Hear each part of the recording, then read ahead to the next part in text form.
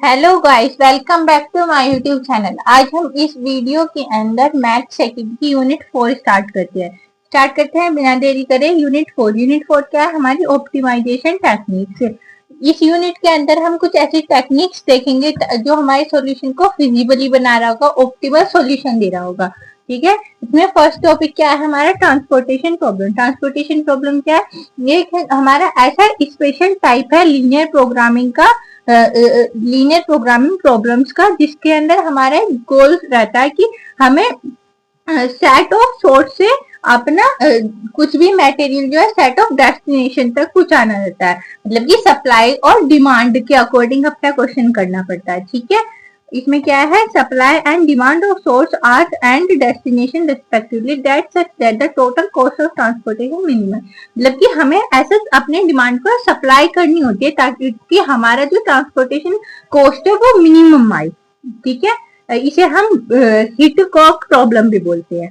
ठीक है, ये इसकी डेफिनेशन होगी। Transportation problem is a special type of linear programming problem in which goods are transported from a set of source to a set of destination subject to the supply and the demand of the sources। supply करना हमें sources की demand के according and destination respectively that such that the total cost of transportation minimized। total cost क्या हो जाए? हमारी minimize हो जाए। it is also sometime called Hitchcock problem। ठीक है, ये हमारी टू टाइप्स की ट्रांसपोर्टेशन प्रॉब्लम होती है। एक तो बैलेंस ट्रांसपोर्टेशन प्रॉब्लम और अनबैलेंस। बैलेंस कब होगी? जब हमारी डिमांड और सप्लाई इक्वल होगी। ठीक है, when both supply and demand are equal then it is said to be balance transportation problem. ठीक है, अनबैलेंस कब होगी? जब हमारी या तो सप्लाई कम हो या डिमांड ज्यादा हो, मतलब कि दोनों अनइक्वल होंगी, तो वो क्या हो जाएगी? हमारी अनबैलेंस हो जाएगी। ठीक है, when supply and demand are not equal then it is said to be unbalanced transportation problem। ठीक है, in this type of transportation problem either a dummy row or dummy column is added according to the requirement to make it a balanced problem। Unbalance को balance करने के लिए या तो हम dummy रो या फिर हम डमी कॉलम को ऐड करेंगे। ठीक है, ताकि हम उसे बैलेंस बना सकें, नंबर ऑफ रोज और नंबर ऑफ कॉलम्स को। अब देखते हैं हम ट्रांसपोर्टेशन प्रॉब्लम का फर्स्ट मेथड, जो कि है नॉर्थ वेस्ट कॉर्नर मेथड। इसमें क्या है? हम जो है ना अपने नॉर्थ वेस्ट कॉर्नर से चलते हैं और अपना आगे आगे अपनी डिमांड सप्लाई के अकॉर्डिंग अपने मटेरियल को सप्लाई करते जाते हैं। ठीक है, क्वेश्चन क्या है? Calculate basic feasible solution to the following transportation problem using north west corner rule. इसमें हमें कैलकुलेट करना है फिजिबल सॉल्यूशन अपने ट्रांसपोर्टेशन प्रॉब्लम का। ठीक है, तो नॉर्थ वेस्ट पता है, यानी कि हमें यहाँ से चलना है। ये तो हो जाएगी फ्रॉम और ये हो जाएगी टू। ठीक है, ये हमारी सप्लाई है, ये हमारी डिमांड है, और ये है कि हमें कितना कितना मटेरियल चाहिए। ठीक है, जैसे हमारी ये पी है, ये इधर क्या आ जाएगी? हमारी पी में कितनी चाहिए? हमें 3 चाहिए डिमांड, और सप्लाई कितनी की है? 4। डिमांड 3 है, 4 सप्लाई है। तो यहाँ से चलेंगे, हम क्या कर लेंगे? 3 अपने ले लेंगे। ठीक है, ये डिमांड कितनी होगी? हमारी 0, और सप्लाई कितनी बच गई? हमारी 1 बच गई। तो हम यहाँ से फिर क्या चल जाएंगे? आगे चल जाएंगे, जब तक हमारी डिमांड और जब तक हमारी सप्लाई कंप्लीट नहीं हो जाती तब तक हम इधर चलते जाएंगे, जब तक हमारी डिमांड कंप्लीट नहीं हो जाती जब तक हम इधर चले जाएंगे। ठीक है, अब हमारी सप्लाई 1 बचगी तो हम नेक्स्ट वाले में चले जाएंगे। नेक्स्ट में डिमांड कितनी है? 3, सप्लाई कितनी है? 1। तो हम क्या कर लेंगे? इसमें 1 ले लेंगे। यहाँ पे क्या हो जाएगी? 0, और यहाँ पे कितना बच जाएगा? 2 बच जाएगा। ठीक है, अब ये हमारी 0 हो गई, पर ये हमारी 0 नहीं, तो हम क्या नीचे ट्रांसफर कर जाएंगे, क्योंकि नॉर्थ वो है ना कॉर्नर, तो यहाँ से चलेगी नॉर्थ वेस्ट। ठीक है, अब नेक्स्ट में चलेगी। यहाँ पे डिमांड कितनी बची? 2। सप्लाई कितनी है? 1। तो यहाँ पे 0 हो जाएगा क्योंकि 2 ले लेंगे, और यहाँ पे कितना बच जाएगा? 6 बच जाएगा। यहाँ पे हम जितना मटेरियल ले रहे हैं उसे हम कोने में लिखते चले जाएंगे। ठीक है, कॉर्नर में। अब यहाँ पे ये 0 हो गई, पर ये नहीं हुई, इससे हम इसी रो में आगे चले जाएंगे। यहाँ कितनी है? डिमांड 4 है, सप्लाई कितनी है? 6। तो हम कितना ले लेंगे? 4 ले लेंगे। तो ये तो हमारी डिमांड 0 कर, सप्लाई कितनी बची? 2 बची। फिर दोबारा से नेक्स्ट चले जाएंगे। यहाँ पे कितनी? 5, यहाँ 2 है, तो हम क्या कर लेंगे? 2 ले लेंगे, ये हो जाएगी 0, और यहाँ पे कितना बच जाएगा? 3। ठीक है, अब ये तो सप्लाई 0 हो गई, पर डिमांड बच रही है, तो हम नीचे आ जाएंगे। और यहाँ पे कितना है? 3 है, यहाँ पे 3 है, यहाँ पे 9 है, तो यहाँ से 3 हो जाएगा 0, यहाँ पे कितना बच जाएगा? 6, और 3 हम ले लेंगे। फिर नेक्स्ट चले जाएंगे, यहाँ पे भी 6 बचा और यहाँ पे भी 6, 6 6 0 हो जाएगा। ठीक है, तो हमारी ये क्या हो गई, वो हो गई, दोनों इक्वल होगी। लास्ट में जो है ना हमारा इक्वल आना चाहिए। ठीक है, इसमें ना एक स्टेप भूलिए, पहले जो है ना क्या करते हैं हम स्टेप 1 में वो देखते हैं हमारी सप्लाई और डिमांड इक्वल है कि नहीं। बस ये वाला स्टेप पहले करना है, ये स्टेप 2 कर दिया मैंने, सॉरी। तो पहले सप्लाई कितनी है हमारी, ये हमारी सप्लाई है, तो 8 4 12 और 9 21 हमारी कितनी है सप्लाई, और डिमांड कितनी है 3 3 6 और 4 3 21, ये भी हमारी कितनी होगी 21। जो हमारी ये दोनों इक्वल है तो हमारी क्या हो जाएगी, बैलेंस ट्रांसपोर्टेशन प्रॉब्लम हो जाएगी, बैलेंस टीपी। ठीक है, और जो हमारी ये अनबैलेंस हुई तो पहले हम डमी रो डमी कॉलम क्रिएट करेंगे, बाद में जाएंगे आगे। ठीक है, पहले ये स्टेप 1 है और ये स्टेप 2 है। ठीक है, अब देखते हैं स्टेप 3। बस ये दे इस स्टेप में थोड़ा सा ध्यान रखना। अब है स्टेप 3। स्टेप 3 में क्या करेंगे, इसे स्टेप 3 से पहले हम नॉन डिजनरेसी देखेंगे कि हमारे पास हमारे इसमें नॉन डिजनरेसी तो नहीं आ रही है, गड़बड़ा तो नहीं आ रही है। तो उसका फॉर्मूला क्या है,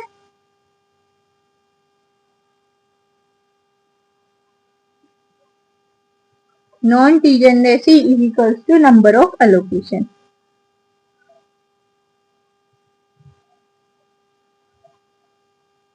इसमें क्या आ जाएगा, m plus n minus 1 equals to जितने भी एलोकेट हुए होंगे, और m कितनी हो जाएगी हमारे नंबर ऑफ, ये हो जाएंगी रोज और ये हो जाएंगी हमारी कॉलम्स। तो ये कितनी हो जाएगी 3 प्लस 5 माइनस 1। और एलोकेशन कितने ब्लॉक्स एलोकेट हुए हैं 1 2 3 4 5 6 7, तो 7 ब्लॉक्स हमारे एलोकेट हुए हैं। यहाँ पे क्या जाएगा 7, 3 प्लस 4 इक्वल्स टू 7, यानी कि जो हमारी ये दोनों इक्वल है तो नॉन डिजनरेसी है, और जो नॉट इक्वल है तो और कहीं पे ना कहीं पे डिजनरेसी हमारी अकर होती है। ठीक है, अब हम लास्ट स्टेप है हमारा स्टेप 3, उसमें क्या करेंगे, टोटल कॉस्ट फाइंड करेंगे,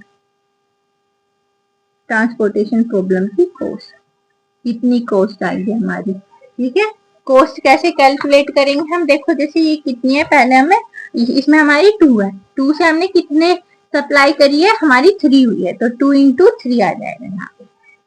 ठीक है, 2 इंटू 3 प्लस फिर यहाँ पे 11 और 1, तो हम यहाँ पे क्या आ जाएगा 11 इंटू 1, फिर क्या 4 into 2 plus 7 into 4 plus 2 into 2 plus 8 into 3 और 12 इंटू 6। ठीक है, 2 3 जा 6 प्लस 11 प्लस 4 2 जा 8 7 4 जा 24 2 2 जा 4 8 24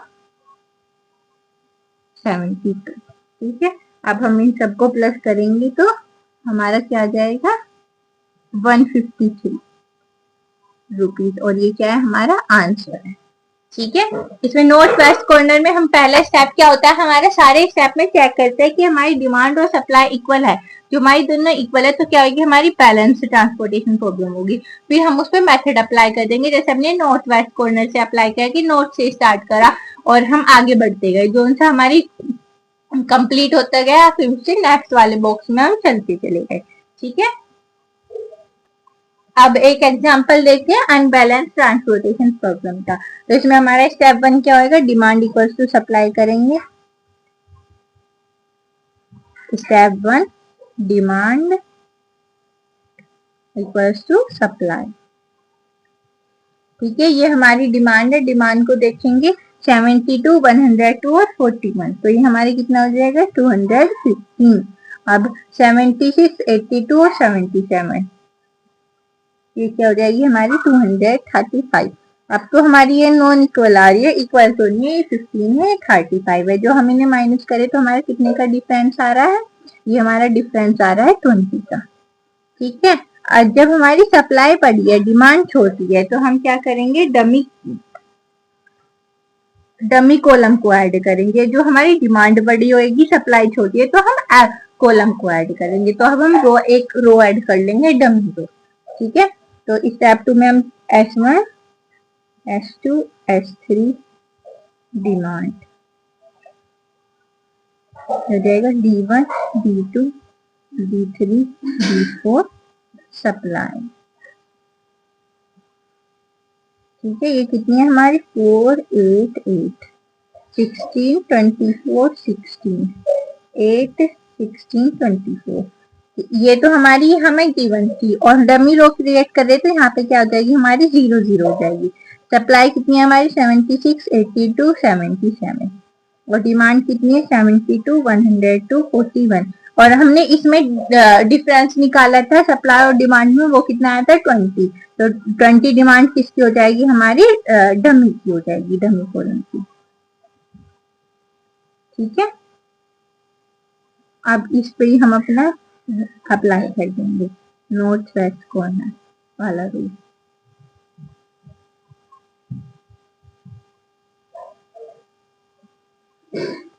यहाँ से स्टार्ट करेंगे फर्स्ट वाले बॉक्स से। डिमांड कितने की है 72 की, सप्लाई कितनी करनी है 76। तो हमारे पास 72 है तो यहाँ पे कितना आ जाएगा 72, ये हो जाएगा 0 और यहाँ पे कितना बचेगा 4 बचेगा। ठीक है, अब हम नेक्स्ट वाले में चले जाएंगे 102 है। अब हम नेक्स्ट वाले में चले जाएंगे, यहाँ कितना है 4, यहाँ है 102। तो हम कितना ले लेंगे 4 ले लेंगे, ये हो जाएगी 0 और ये कितना बच जाएगा 2, ये बच जाएगा हमारा 98। ठीक है, अब हम नेक्स्ट वाले में आ जाएंगे, यहाँ पे 98 डिमांड है, सप्लाई कितनी की है 82। तो हम कितना ले लेंगे 82 ले लेंगे, ये कितना हो जाएगा हमारा 0 और ये बचेगा हमारा 16। ठीक है, अब हमारा कितना ये 0 हो गया पर ये 0 नहीं हुआ तो हम क्या नेक्स्ट वाले में चले जाएंगे। यहाँ पे जाएंगे, यहाँ पे कितना है 16, यहाँ है 77। तो इसमें से क्या ले लेंगे 16 ले लेंगे, ये तो क्या हो जाएगा 0 हो जाएगा और माइनस करेंगे ये आ जाएगा 61। ठीक है, अब नेक्स्ट वाले में चले जाएंगे आगे। ये कितनी है डिमांड हमारी 41 की, सप्लाई कितनी है 61। ऐसे हम आगे आगे चल जाएंगे तो कितने ले लेंगे 41 ले लेंगे, ये हमारा 0 हो जाएगा। यहाँ पे कितना बचेगा हमारा 20 और फिर आगे जाएंगे 20 डिमांड है 20 सप्लाई है, तो ये दोनों हमारी क्या हो जाएंगे 0। जो हमारा क्वेश्चन सही हो रहा है उसके लिए क्या करने के लिए लास्ट में हमारा कुछ भी नहीं बचना चाहिए, ना तो सप्लाई में ना डिमांड में, दोनों क्या आने चाहिए हमारे 0 आने चाहिए। ठीक है, अब हमारा ये हो गया। अब इसमें नॉन डिजनरेसी देख लेंगे, वो क्या हो जाएगी नंबर ऑफ एलोकेशन।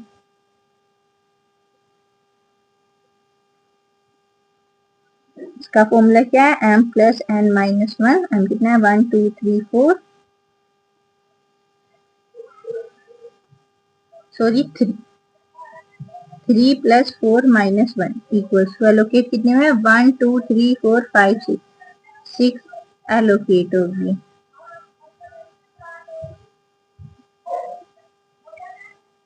ठीक है, अब हमारी ये नॉन डिजनरेसी भी नहीं है इसके अंदर तो हमारा ये सही है। अब हम इसमें टोटल कॉस्ट फाइंड कर लेंगे ट्रांसपोर्टेशन प्रॉब्लम की।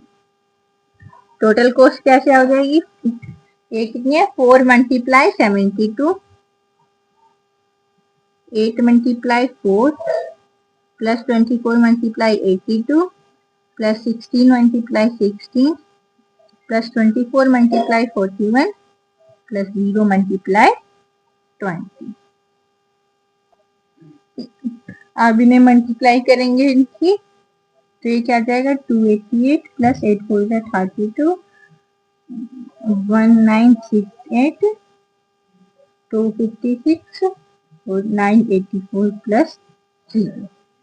ठीक है, अब इन सबको कैलकुलेट करेंगे तो क्या आ जाएगा हमारा 3528 हमारा क्या हो जाएगा आंसर हो जाएगा। ये हमारा हो गया unbalance transportation problem north west corner method से। अब नेक्स्ट मेथड है हमारा लीस्ट कॉस्ट मेथड। इसमें क्या है, इसमें भी स्टेप 1 हमारा सेम ही है। पहले हम डिमांड और सप्लाई देखेंगे इक्वल है क्या नहीं, डिमांड इक्वल्स टू सप्लाई। ठीक है, डिमांड कितनी है 20 40 क्या और 60 90 और 10 100 और सप्लाई कितनी हो जाएगी 80 20 100। तो हमारी ये दोनों इक्वल है तो हमारी क्या होगी ट्रांसपोर्टेशन बैलेंस होगी condition, balance transportation problem.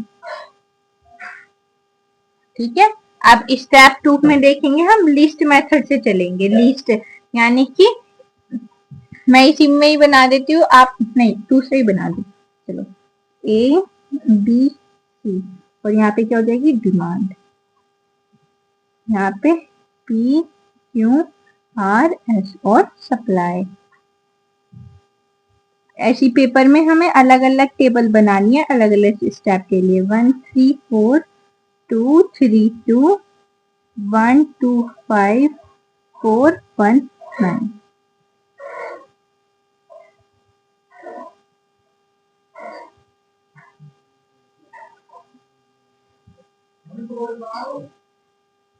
Supply कितनी है 30 50 20 और 20 40 30 10।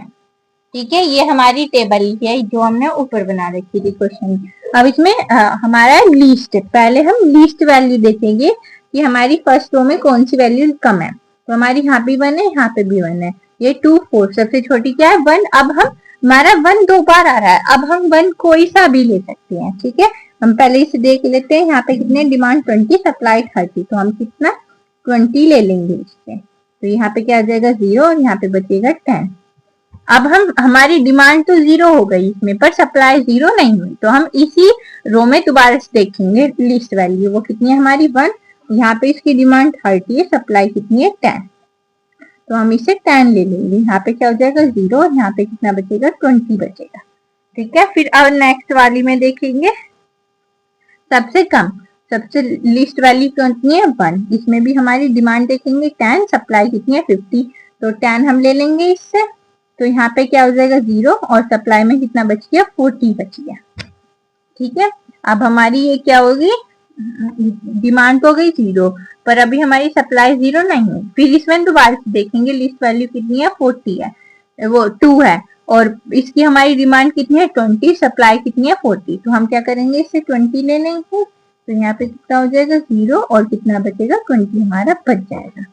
अब भी हमारी नहीं, फिर दोबारा से देखेंगे लिस्ट। इसे तो हम 3 बची है अब हमारी दोनों, इसे तो हम लेने की नहीं क्योंकि इसकी डिमांड कितनी हो गई 0 हो गई। अब इसे 40 वाली को ले लेंगे। यहाँ पे कितना है 20, तो ये 20 ले लेंगे, यहाँ पे हो जाएगा 0, फिर यहाँ पे कितना बचेगा 20। अब इसे नेक्स्ट वाली में देखेंगे, सबसे लिस्ट वैल्यू कितनी है 22 है, और हमारी इसकी डिमांड और सप्लाई कितनी है हमारी 20 है, तो ये दोनों क्या हो जाएंगी हमारी 0 हो जाएंगी। ठीक है, अब हमारी सारी की सारी वैल्यूज कितनी हो गई 0 हो गई, और हमारे लिस्ट मेथड लिस्ट निकाली है कि हम पहले हर एक रो में देखेंगे सबसे छोटी वैल्यू क्या है, फिर उसकी डिमांड और सप्लाई जो हमारी कोई सी एक 0 हो गई, फिर उसी में ही हम दूसरी वाली लिस्ट वैल्यू देखेंगे, फिर उसमें देखेंगे कि डिमांड सप्लाई 0 हो गई, फिर तब हम नेक्स्ट वाली में जाएंगे, नेक्स्ट वाली रो में फिर ऐसे देखेंगे, फिर नेक्स्ट पे जाएंगे। ठीक है, अब हम इसमें नॉन डिजनरेसी देख कैलकुलेट कर लेंगे।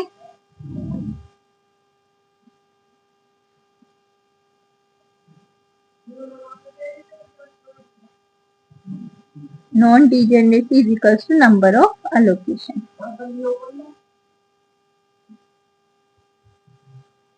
इसका फॉर्मूला क्या है m plus n minus 1 equal to allocation. अब हमारी रो कितनी है 3 और कॉलम 4 माइनस 1, और नंबर ऑफ एलोकेशन कितने 1 2 3 4 5 6 एलोकेशन। तो 3 प्लस 4 माइनस 1 3, 3 प्लस 3 6, दोनों हमारे क्या आ रहे हैं इक्वल है, तो हमारी नॉन डिजनरेसी नहीं है। ठीक है, अब हम इसकी टोटल कॉस्ट निकाल लेंगे नेक्स्ट स्टेप में। ट्रांसपोर्टेशन प्रोग्राम की कॉस्ट क्या हो जाएगी, यही हम 1 into 20 plus 1 into 10 plus 3 into 20 plus 2 into 20 plus 1 into 10 plus 2 into 20, 20 plus 10 plus 60 plus 40 plus 10 plus 40। ठीक है, अब इन सारी वैल्यूज को ऐड कर लेंगे, तो ऐड करके हमारा क्या आंसर आ जाएगा 180। ये हमारा इसका आंसर है लिस्ट कॉस्ट मेथड का। अब ये हमारा एग्जांपल है अनबैलेंस ट्रांसपोर्टेशन प्रॉब्लम का। ये भी हमारा सेम ऐसे ही होएगा जैसे हमने नॉर्थ वेस्ट कॉर्नर वाला करा था। इसमें भी हम पहले क्या करेंगे डिमांड और सप्लाई को देखेंगे, जो हमारी अनइक्वल नहीं है तो हम क्या डमी रो या फिर डमी कॉलम क्रिएट करेंगे, और बाकी के स्टेप जैसे हमने बैलेंस वाले में करे सेम ऐसे होंगे। ठीक है, इसे आप खुद से ट्राई करना। नेक्स्ट है हमारा वैम method, वोगल्स approximation method.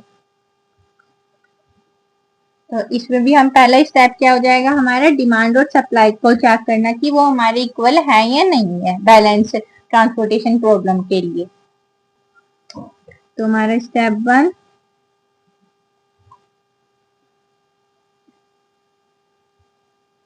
Demand equals to supply.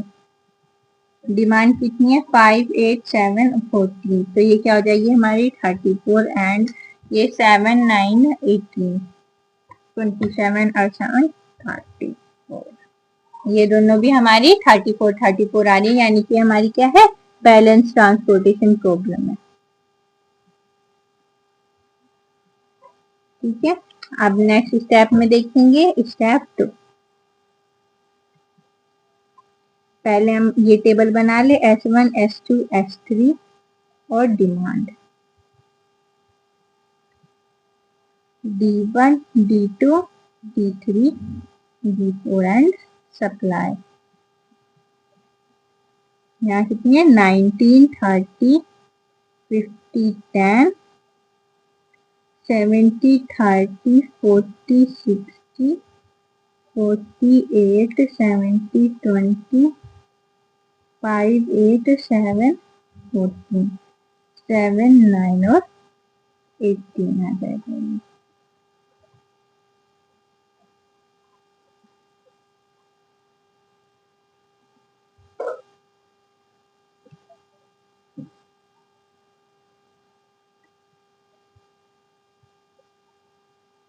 ठीक है, अब इसमें हम क्या करेंगे, इसमें हम पेनल्टीज बनाएंगे। तो ये क्या हो जाएगी हमारी, यहाँ पे P1 बनाएंगे और यहाँ पे पेनल्टी 1, पेनल्टी 1। तो पेनल्टी 1 हम कैसे बनाएंगे, इसमें देखेंगे पहले मिनिमम कॉस्ट, मिनिमम कॉस्ट में से मैक्सिमम कॉस्ट को माइनस कर देंगे। पहले मिनिमम, सबसे मिनिमम कौन सी है 10, फिर उससे देखेंगे उससे बड़े वाली कितनी है 19, तो 19 माइनस 10, तो 19 माइनस 10 कितनी हो जाएगी 9। ऐसे इसमें देखेंगे सबसे छोटी 30, फिर उससे बड़ी 40, तो 40 माइनस 30 10। ऐसे इसमें 8, 20, तो 20 माइनस 8 कितना हो जाएगा 12 हो जाएगा। तो ये हमारी क्या होगी 9, 10 और 12, ये क्या होगी हमारी पेनल्टी होगी। अब इसमें हम 17, 40, 19, तो 40 माइनस 19 क्या हो जाएगा हमारा 21। अब ऐसी 8 और 30, 30 माइनस 8 क्या कितना हो जाएगा हमारा 20, 50, 40 हमारी छोटी है उससे बड़ी क्या है 50, तो 50 माइनस 40 कितना हो जाएगा 10। ऐसे इसमें 10, 20, तो 20 माइनस 10, 10। ठीक है, अब हमारी पेनल्टीज आ गई रो और कॉलम की। अब हम इसमें चेक करेंगे कि सबसे बड़ी हमारी कौन सी है। सबसे बड़ी वैल्यू क्या है हमारी 22। अब हम 22 के वाली रो या फिर कॉलम जो भी बड़ी होगी उसके अगेंस्ट वर्क करेंगे। तो अब हम इसमें इस वाली रो में वर्क करेंगे, कॉलम में वर्क करेंगे। अब इस वाली कॉलम में हम देखेंगे सबसे छोटी वैल्यू कौन सी है, सबसे छोटी वैल्यू कौन सी है 8। तो अब 8 में देखेंगे इसकी डिमांड कितनी है 8 और सप्लाई कितनी है 18, तो यहाँ पे क्या आ जाएगा 8 आ जाएगा, ये हो जाएगी हमारी 0 और यहाँ पे कितना बचेगा 10। अब हमारी ये डिमांड 0 हो गई, तो अब हम इस वाली कॉलम को क्या कर देंगे कैंसिल कर देंगे। ठीक है, अब हम दोबारा से पेनल्टी बनाएंगे इसमें। फिर दोबारा से वो ये कि सबसे छोटी वैल्यू देखेंगे फिर उससे बड़ी, जैसे छोटी कितनी है 10 और 19, तो 19 माइनस 10 कितना हो जाएगा 9। अब 30 तो इसमें कैंसिल हो गया, अब कितनी बची 40, 60, तो 60 माइनस 40 20। अब इसमें 8 कैंसिल हो गया, 40, 20 बचा, तो यहाँ पे क्या हो जाएगा 20 आ जाएगा। ऐसे ही यहाँ पे P2, ये क्या है हमारी P2 है। अब इसमें सबसे छोटी वैल्यू 19, उससे बड़ी 40, तो 40 माइनस 19, 21। अब ये कैंसिल हो जाए होगी हमारी, तो यहाँ पे हमारा क्या आ जाएगा डैश आ जाएगा। ऐसे ही 50 माइनस 40 10, सेम ऐसी 20 माइनस 10 10। ठीक है, अब दोबारा से चेक करेंगे सबसे बड़ी वैल्यू कितनी है हमारी 21, 21। फिर हम इस वाली रो में कॉलम में काम वर्क करेंगे। इस कॉलम में देखेंगे सबसे छोटी वैल्यू कितनी है हमारी 9, 9 की डिमांड कितनी है 5, सप्लाई कितनी है 7, तो 5 इससे ले लेंगे, यहाँ पे क्या हो जाएगा 0 और बचेगा कितना 2 बचेगा।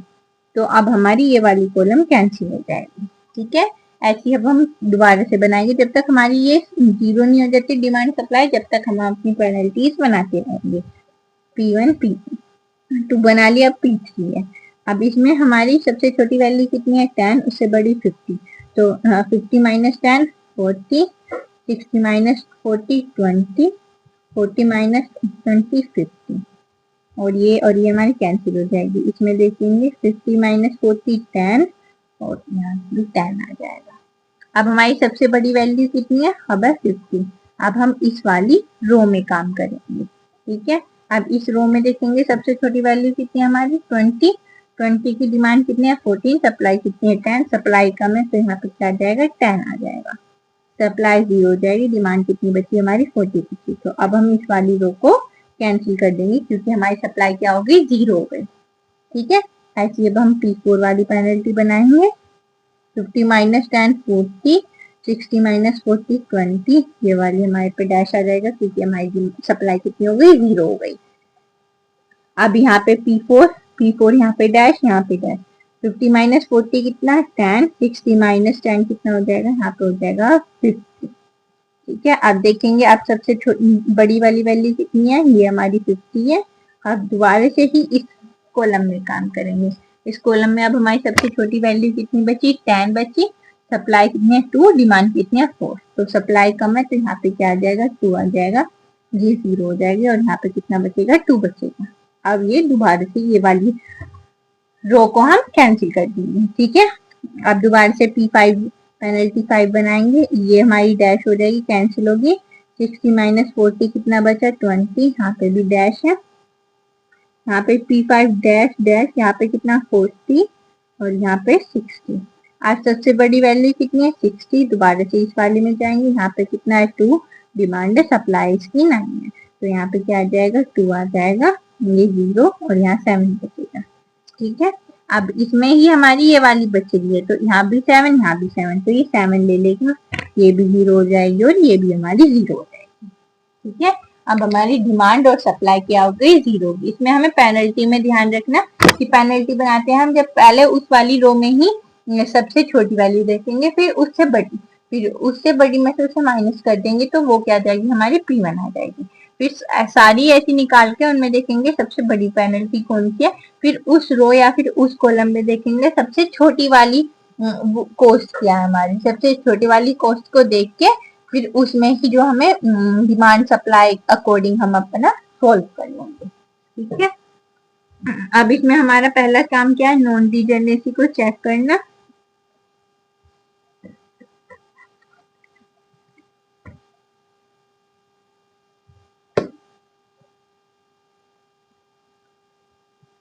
नॉन डिजनरेसी किसकी इक्वल होगी, नंबर ऑफ एलोकेशन की इक्वल हो जाएगी। इसका फॉर्मूला क्या है, m plus n minus 1 equals to number of allocation कितने हैं 1 2 3 4 5 6 हमारी एलोकेशन है, ठीक है। इसमें हमारी रो कितनी है 3 और कॉलम कितनी है हमारी 4 माइनस 1, तो 3 प्लस 3 इक्वल्स टू 6, तो 6 और 6 ये क्या होगी हमारी इक्वल होगी, तो नॉन डिजनरेसी हमारी इसके अंदर है नहीं, ठीक है। अब हमारा लास्ट स्टेप, उसमें क्या फाइंड करेंगे हम, ट्रांसपोर्टेशन प्रॉब्लम की कॉस्ट को फाइंड करेंगे, ठीक है। कॉस्ट क्या है इसमें हमारी 19 इसकी कॉस्ट है, सप्लाई कितने की हुई है 5 की, तो 19 माइनस 5 प्लस ऐसी 10 कॉस्ट है 2 की सप्लाई करिए 10 इंटू 20, 40 कॉस्ट है 7 की सप्लाई करी है, 60 कॉस्ट है 2 की सप्लाई कर दी हमने 8 इंटू 8 एंड प्लस 20 इंटू 10। अब इन सब को हम क्या कर लेंगे प्लस कर देंगे, 19 5 95, 10 2 20, 280 प्लस 120 प्लस 64 प्लस 200। अब हम इन सब सारी वैल्यूज को ऐड करेंगे तो हमारा आंसर क्या आ जाएगा 779। 779 हमारा क्या हो जाएगा, टोटल कॉस्ट हो जाएगी और आंसर भी हो जाएगा, ठीक है। ये हमारा वैम मेथड। ऐसी ये इसका अनबैलेंस ट्रांसपोर्टेशन प्रॉब्लम का एग्जांपल है वैम का, आप इसे खुद से ट्राई करना एक बार, पहले इसमें हम चेक करेंगे कि हमारी डिमांड और सप्लाई इक्वल है, तो हमारी वे अनइक्वल है, तो हमारी क्या हो जाएगी अनबैलेंस ट्रांसपोर्टेशन प्रॉब्लम। फिर हम क्या डमी रो या फिर डमी कॉलम को क्रिएट करेंगे, फिर उसके बाद हमारा सेम एज इट इज पहले जैसे इक्वेशन हो जाएगा। अब हमारा नेक्स्ट जो पार्ट है वो क्या है, मोदी मेथड। मोदी मेथड से आप देखेंगे इसमें भी हमारा स्टेप 1 क्या हो जाएगा, डिमांड और सप्लाई को चेक करना है कि वो हमारी इक्वल है या नहीं है। Step 1 demand equals to supply. Demand ली है, हमारी डिमांड कितनी हो जाएगी, हमारी 200 प्लस 225 275 250, तो ये आएगी हमारी 950। अब इसे चेक करेंगे 0 5 950, ये हमारी दोनों इक्वल है, तो ये क्या होगी हमारी बैलेंस ट्रांसपोर्टेशन प्रॉब्लम होगी, बैलेंस टीपी।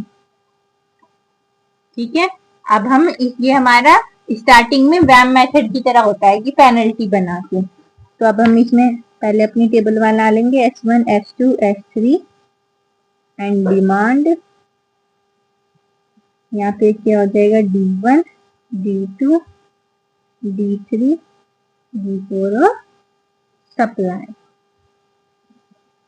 ये कितने 11 16 21 13 18 24 17 14 30 14 10 10 250 300 400, ये हो गई हमारी सप्लाई। 200 225 275 और 250 ये हो गई हमारी डिमांड।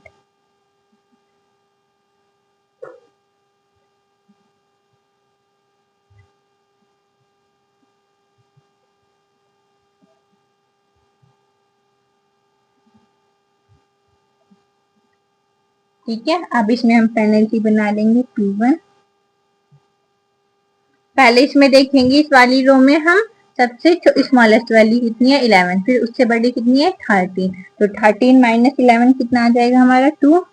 ऐसे इसमें स्मॉलेस्ट वैल्यू 10, फिर उससे बड़ी 14, तो 14 माइनस 10 4, इसमें 10 13, तो 13 माइनस 10 कितनी हो जाएगी 3। P1 इसमें देखेंगे 11, फिर उससे बड़ी कितनी 16, 16 माइनस 11 5, 13 18, 18 माइनस 3 5, 14 13, 14 माइनस 13 1 और 10 माइनस 10 0। ठीक है, अब हमारी इसमें दो वैल्यू आई है सबसे बड़ी, क्योंकि पेनल्टी में फिर हम बड़ी वाली वैल्यू को देखेंगे, यहाँ पे भी 5 है यहाँ पे भी 5 है, इसमें हम कोई सी भी वैल्यू को ले सकते हैं।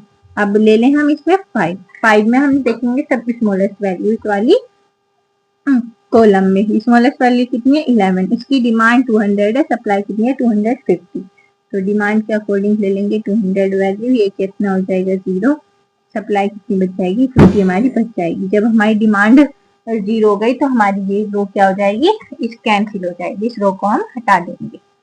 ठीक है, अब हम पेनल्टी टू P2 ले लेंगे, यहाँ पे भी और यहाँ पे भी। अब स्मॉलेस्ट वैल्यू कितनी है हमारी 13, उससे बड़ी कितनी है 14, तो 14 माइनस 13 1, 14 माइनस 10 4, 13 माइनस 10 3, ऐसी यहाँ पे डैश आ जाएगा, ये हमारी एज इट इज रह जाएंगी 5 1 0। अब दोबारा से हमारी वैल्यू बड़ी वाली कितनी है, ये 5 है। अब इसमें हम देखेंगे स्मॉलेस्ट वैल्यू कितनी है 13, की डिमांड कितनी है 225 और सप्लाई कितनी है 50, तो सप्लाई हमारी कम है तो यहाँ पे क्या आ जाएगा 50 आ जाएगा, ये हो जाएगी हमारी 0, और 225 में से 50 को माइनस करेंगे, ये कितनी आ जाएगी हमारी 175 आ जाएगी। ठीक है, और हम इस वाली रो को कैंसिल कर देंगे। अब पेनल्टी 3 ले लेंगे P3, इसमें डैश आ जाएगा। अब ऐसे ही करते चल जाएंगे, सबसे छोटी वैल्यू 10, उससे बड़ी 14, 14 माइनस 10 4, 13 माइनस 10 3, ये हमारी डैश ही आ जाएगी। यहाँ पे 18 में से 24 को माइनस कर लेंगे, 18 माइनस 24 कितना आ जाएगा 6 आ जाएगा, यहाँ पे 1 और यहाँ पे 0। अब सबसे बड़ी वैल्यू दोबारा से 6 है, इसी मिल जाएंगे। फिर देखेंगे इसमें स्मॉलेस्ट वैल्यू कितनी है 18, डिमांड कितनी है 175 और सप्लाई कितनी है 300, तो डिमांड कम है, यहाँ पे ले लेंगे हम 175, ये कितनी हो जाएगी हमारी 0 हो जाएगी, और 300 में से 175 को हम क्या कर देंगे, माइनस कर देंगे, तो ये कितना बचेगा हमारा 125 बच जाएगा। ठीक है, और इस वाली कॉलम को कैंसिल कर देंगे क्योंकि डिमांड हमारी हो गई 3।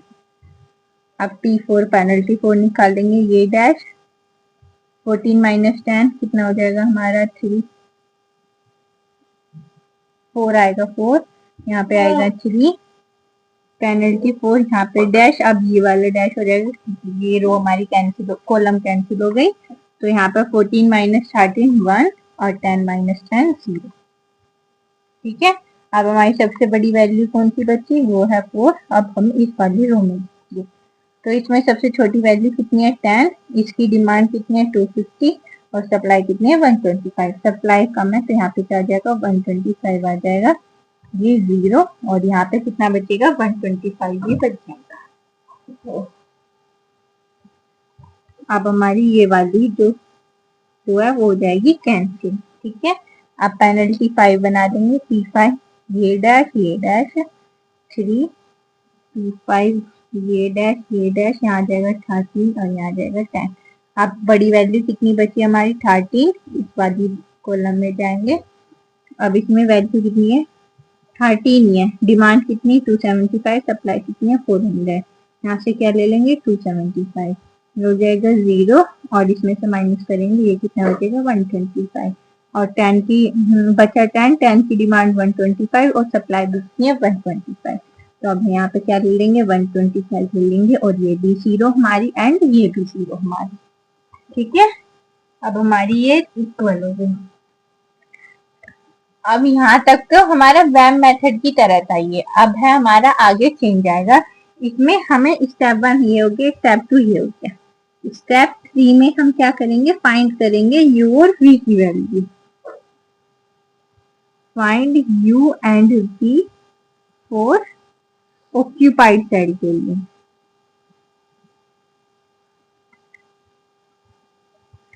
फॉर ऑक्यूपाइड सेल, और इसका जो फॉर्मूला है वो है हमारा CIJ equals to UI plus VJ।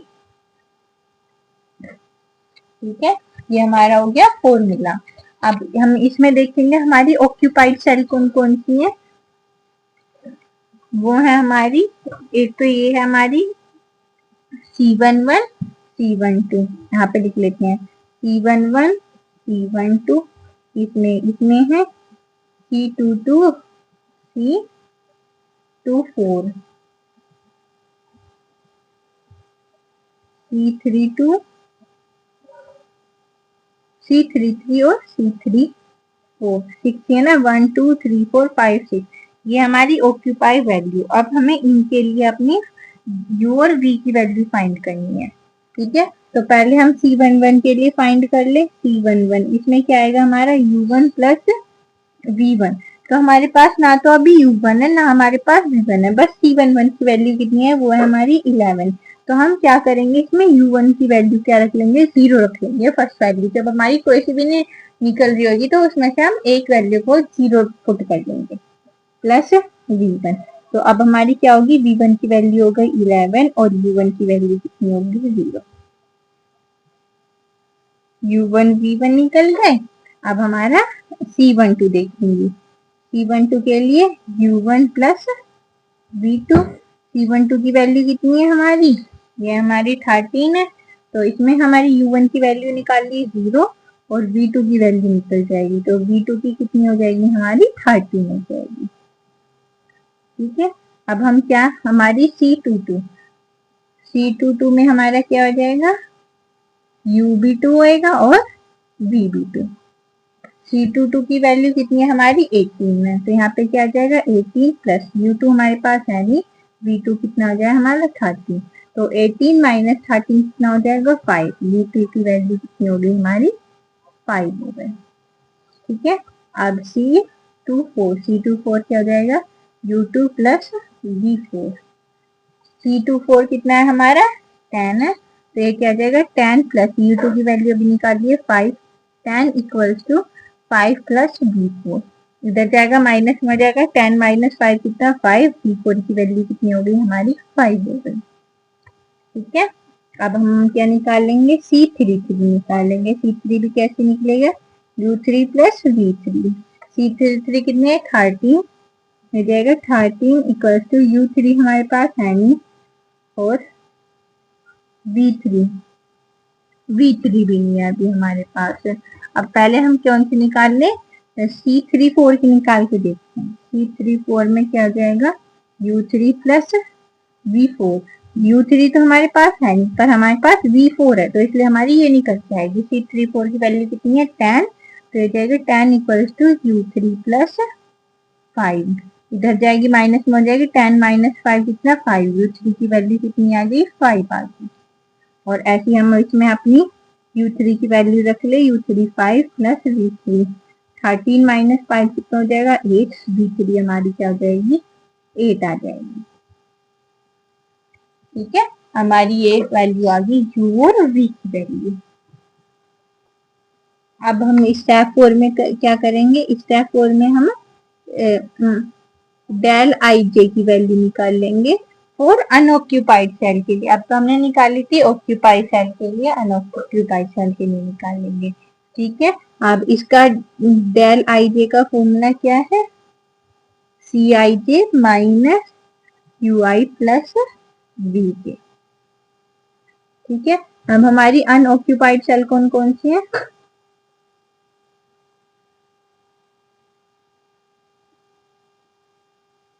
Unoccupied sales है हमारी, एक तो हमारी क्या है C11 C13 C13 C14 C21 C23 C31 C32। ठीक है, अब हम इसके लिए ऐसे निकालते चले जाएंगे अपनी डेल आई जी। पहले हम डेल 13 निकाल ले, डेल 13। इसके लिए हमारी सी आई जे की वैल्यू कितनी है, ये हमारी 17 है, तो यहाँ पे क्या आ जाएगा हमारा 17 माइनस यू कितना आ जाएगा हमारा U1 प्लस V3। तो ये 17 माइनस U1 हमारा 0 है, और V3 हमारा कितना है, V3 हमारा 8, तो 17 माइनस 8 9। डेल 13 हमारी कितनी आएगी 9 आ गई है। ऐसे हम क्या निकाल लेंगे, डेल 14 निकाल लेंगे। इसमें क्या आएगा हमारा C14 minus U1 plus V4। तो हमारा C14 कितना है, C14 है हमारा 14 माइनस U1 0, और V4 निकालना था हमने, V4 है हमारा 5। तो हमारा 0 प्लस 5 कितना हो जाएगा 5, और 14 माइनस 5 9। डेल 14 भी हमारा कितना आ गया 9 आ गया, और डेल 13 भी हमारा 9 आया। ठीक है, अब हम निकाल लेंगे C21 sorry del 21। Del 21 equals to C21 minus U2 plus V1। तो C21 कितना है हमारा 16 है, तो 16 माइनस U2 की वैल्यू निकाली थी हमने, वो कितनी है हमारी, U2 की वैल्यू है 5, और V1 की वैल्यू कितनी है हमारी 11। ये हो जाएगा 6 प्लस 11 कितना हो जाएगा 16, और 16 माइनस 16 0। डेल 21 हमारी कितनी होगी 0 की। ठीक है, ऐसी अब हम निकाल लेंगे डेल 23। डेल 23 कितनी होगी C23 minus C2 plus V3 sorry U2 plus V3। C23 है हमारी 14, और U2 की वैल्यू कितनी आई थी हमारी, U2 की थी हमारी 5, और V3 की थी हमारी 8। ठीक है, अब 14 माइनस 8 प्लस 5 कितना 30, और 14 माइनस 13 1। डेल 23 हमारी कितनी होगी 1 होगी। अब हम डेल 31 निकाल लेंगे। अब डेल 13 निकाल लेंगे, ये क्या हो जाएगा C31 minus U3 plus V1। तो C31 कितना है हमारा, वो है 21 माइनस U3 फाइंड करा था, U3 कितना है हमारा 5 प्लस V1 कितना है हमारा 11। ठीक है, ये 5 प्लस 11 कितना हो जाएगा 16 और 21 माइनस 16 ये हो जाएगा हमारा 5। अब ऐसे हम डेल 3 2 निकाल लेंगे, क्या आ जाएगा C32 minus U3 plus V2। C32 कितना है 24 माइनस V3 कितना है 5 प्लस V2 और V2 हमने निकाला था, V2 है हमारा 13 प्लस 5 कितना हो जाएगा 18, 24 माइनस 18 तो ये कितना हो जाएगा 6। डेल 3 2 कितना हो जाएगा हमारा 6 हो जाएगा, 3 2 6 और डेल 3 1 कितना हो जाएगा हमारा 5 हो जाएगा। ठीक है, ये हमने डेल्टा निकाल लिया अनऑक्यूपाइड साइड के लिए। ठीक है, स्टेप 4 में तो हम डेल निकाल लेंगे, डेल आई जे, और स्टेप 3 में हम निकाल लेंगे सी आई जे की हेल्प से यू और वी की वैल्यूज ऑक्यूपाइड साइड के लिए। अब हम लास्ट स्टेप है टोटल कॉस्ट फाइंड करने के लिए। Step 5 PP cost. Total cost कैसे फाइंड करेंगे, हो जाएगा हमारा 11 क्या है हमारा कॉस्ट है, सप्लाई कितनी है हमारी 200, 11 इंटू 200 प्लस 13 कॉस्ट है 50 सप्लाई, 18 कॉस्ट है 175 सप्लाई है, 10 कॉस्ट है 125 क्या है इसकी सप्लाई है, 13 कॉस्ट 275 प्लस 10 इंटू 125। ठीक है, अब हम इनकी वैल्यूज निकाल लेंगे, ये कैलकुलेट करके आ जाएगा 2200 plus 18 13 5 65 650 plus 3150 plus 1250 plus 3575 plus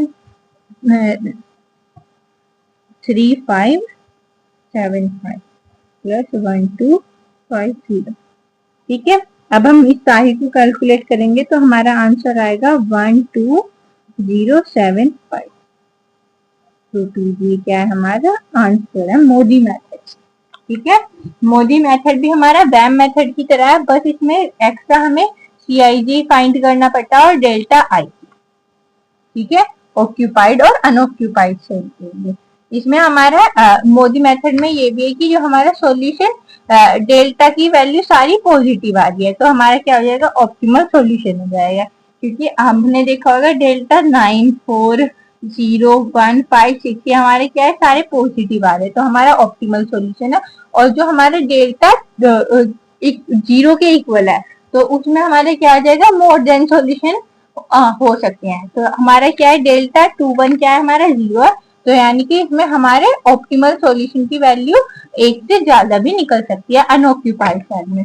और जो हमारा नेगेटिव होएगा डेल्टा तो वो क्या है नॉन ऑप्टिमल सॉल्यूशन होगा उसका। ठीक है, तो हम इसमें बोल सकते हैं कि ये जो हमारा सॉल्यूशन है ना इसमें 1 से ज्यादा जो फिजिबल सॉल्यूशंस अप्लाई हो सकते हैं। ठीक है, अब हमारा नेक्स्ट टॉपिक है लीनियर प्रोग्रामिंग। अब हमने देखी थी ट्रांसपोर्टेशन प्रॉब्लम्स, अब है लीनियर प्रोग्रामिंग। लीनियर प्रोग्रामिंग क्या है, एक हमारी ऐसी मैथमेटिकल टेक्निक है जिसे हम यूज करके अपनी पॉसिबल सॉल्यूशंस फाइंड करते हैं। पॉसिबल सॉल्यूशन हमारी मैक्सिमम या फिर मिनिमम वैल्यूज पे होंगे। ठीक है, इसकी डेफिनेशन क्या है, linear programming is a mathematical technique. ये हमारी ऐसी मैथमेटिकल टेक्निक है use to find the best possible solution. Best possible solution find करने के लिए यूज करते हैं मैक्सिमम और minimum for a problem with limited resources. Resources क्या होंगे उसके लिमिटेड होंगे। Where all relationships are linear, सारे के सारे रिलेशनशिप हमारे क्या होने चाहिए लीनियर होने चाहिए। ठीक है, इसमें हमारे एक सिंप्लेक्स मेथड होता है और एक ग्राफिकल मेथड होता है। लीनियर प्रोग्रामिंग पे हमारे दो मेथड्स होते हैं। फर्स्ट मेथड क्या है ग्राफिकल मेथड। ग्राफिकल मेथड इसमें हमारी मैक्सिमम वैल्यू दे रखी है जेड की, वो क्या है 5x प्लस 3x2। ठीक है, ये हमारे दो वेरिएबल के लिए है, इक्वेशन फर्स्ट और equation second. 3x1 plus 5x2 greater है किससे, वो लेस है 15 से, और 5x1 प्लस 2x2 ये लेस हमारा 10 से। ठीक है, और x1 x2 हमारे ग्रेटर और इक्वल है 0 से। ये less than equal greater than equal ये हमारे लेस देन। ठीक है, अब हमारे ग्राफिकल सॉल्यूशन अब इसमें हम फाइंड कर लेंगे इक्वेशन से x और y की वैल्यू। तो हमारी 3x प्लस 5x2 ये इक्वल्स टू 15, ये क्या है हमारी फर्स्ट इक्वेशन हो गई। ये 5x1 प्लस 2x2 ये हो गई इक्वल 10, ये हमारी इक्वेशन हो गई सेकेंड। तो इन दोनों इक्वेशन को यूज करके हम x और y की वैल्यू फाइंड कर ले। पहले हम यूजिंग इक्वेशन फर्स्ट इक्वेशन को यूज करके, जैसे ये हमारी 3x1 plus 5x2 equal to 15, ठीक है। अब हम इसमें x1 x2 ऐसे फाइंड कर लेंगे।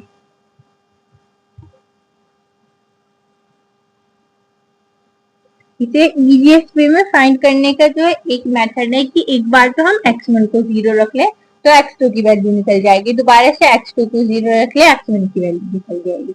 तो अब हम इसमें x2 को 0 रख ले तो ये क्या हो जाएगा 0 हो जाएगा, और इसे इधर डिवाइड करेंगे तो इसकी वैल्यू क्या आ जाएगी हमारी 5 आ जाएगी, ठीक है। अब की बार हम x1 को 0 रख ले तो ये कितनी आ जाएगी, ये आ जाएगी हमारी 3।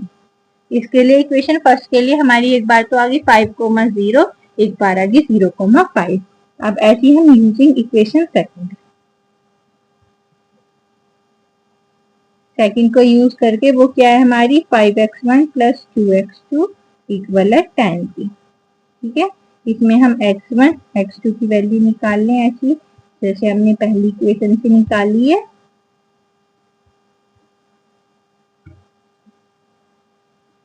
अब x2 को 0 रख ले तो x1 क्या हो जाएगा 2 हो जाएगा, ये क्या हो जाएगी हमारी 0, और अब x1 को रख ले तो ये क्या हो जाएगी हमारी 5 हो जाएगी, क्योंकि 2 इधर डिवाइड में चले जाएगा, 5/2 क्या हो जाएगा हमारा 5 हो जाएगा। 2 से हम 5 को डिवाइड करेंगे, 2 5 10, ठीक है। अब हमारी x1 x2 की value equation first equation second के लिए दोनों के लिए आ गई। अब हम क्या कर लेंगे ग्राफ ड्रॉ कर लेंगे, क्योंकि हम इसे ग्राफिकल मेथड से यूज करना है इसलिए।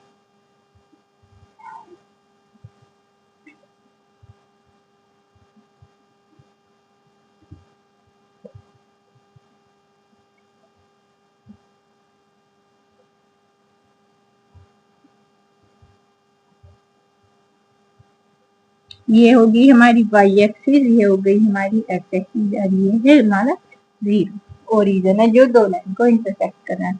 तो इक्वेशन फर्स्ट की हेल्प से जो हमारे पहले आए x की वैल्यू क्या है हमारी 5 है ये, और 0,5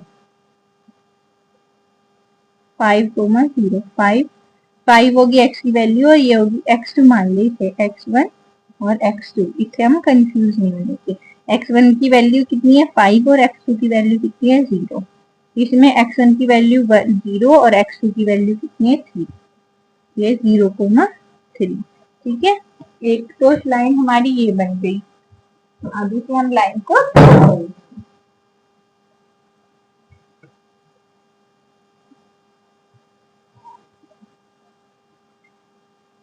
ये इक्वेशन हमारी कौन सी आ गई, ये हमारी 3x plus 5x2 equals to 15 equation first. अब इक्वेशन सेकंड के लिए फाइंड कर लेते हैं 2,0, तो x1 की वैल्यू 2 और y की वैल्यू 0, और इसमें 0,5 2,0। अब इन दोनों लाइन को क्या कर लेंगे इंटरसेक्ट कर लेंगे, ठीक है। ये इक्वेशन कौन सी है, ये हमारी second 5x1 plus 2x2 equals to 10। अब हमारी जो ये दोनों लाइन को इंटरसेक्ट कर रही है वो लाइन क्या है, यहाँ पे है, यहाँ पे एक पॉइंट है। तो अब हम इसे ऐसे बोल सकते हैं ये A हो, ये B एंड ये C, और ये तीनों से मिलके हमारा एक वो बन रहा है रीजन, विजिबल रीजन। ये भी इसके अंदर है, ये भी इसके अंदर है, तो हमारी क्या ये वाली हमारा रीजन शेडेड रीजन आ जाएगा।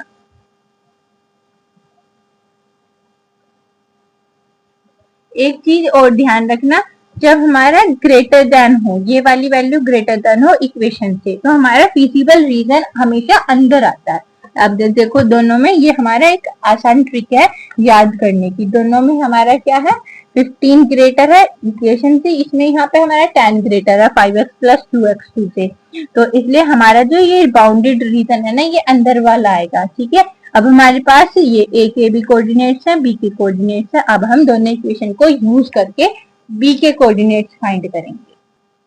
जो हमारे पास फर्स्ट इक्वेशन क्या है वो है 3x1 plus 5x2 equals to 15। Second वाली क्या है 5x1 plus 2x2 equals to 10। ठीक है, अब हमारा इसमें कोई भी कॉमन पॉइंट नहीं है, तो हम क्या करें, इसमें 5 से मल्टीप्लाई कर दे और इसमें हम 3 से मल्टीप्लाई कर दे। 5 3 जा 15x1 plus 25x2 equals to 75। इसमें 15x1 6x2 और 30। ठीक है, अब इसे सब्ट्रैक्ट करेंगे तो ये तो हमारा कैंसिल हो जाएगा। यहाँ पे क्या आ जाएगा 19x2 और यहाँ पे 45। तो x2 की वैल्यू क्या आ जाएगी हमारी 45/19। ठीक है, अब हम x2 को इक्वेशन 1 में पुट कर दे तो ये क्या आ जाएगा 3x1 plus 5 into 45/19 equals to 15। 3x1 plus, अब हम इसे 5 को 5 5 25 को 5 कैरी लगा 2 5 4 20 22 225/19 ये हमारा क्या आ जाएगा, इसे सोल्व करके आ जाएगा इक्वल्स टू 15। अब हम इसे इधर ले जाएंगे, यहाँ पे 3x1 15 माइनस 225/19 एलसीएम ले लेंगे। 3x1 19 माइनस 225, 15 को 19 से मल्टीप्लाई करेंगे तो क्या आ जाएगा हमारा 285 आ जाएगा। ठीक है, अब 3x1 285 को 225 से माइनस करेंगे तो 0 6 0 19। ये 3 डिवाइड में इधर जाके क्या हो जाएगा, इधर मल्टीप्लाई में इधर जाके डिवाइड में आ जाएगा तो 60/19 इंटू 3। तो 3 2 6 यहाँ क्या आ जाएगा 20। x1 की वैल्यू क्या आ जाएगी 20/19। तो यानी कि बी के कोऑर्डिनेट्स जो आए वो आ गया हमारे 20/19 एंड 45/19। ठीक है, अब हम इसे अपने ग्राफ में शो कर देंगे। यहाँ पे 20/19, 45/19। अब हम इन चारों पॉइंट्स के लिए यहाँ पे क्या 0,0 0,3 2,0 और 20/19 40/19 के लिए z की वैल्यू फाइंड करेंगे कि ये z की वैल्यू हमारी मैक्सिमम कौन से पॉइंट की है। ठीक है, आप पहले फाइंड कर ले 4 0 z ओरिजिन के लिए 0,0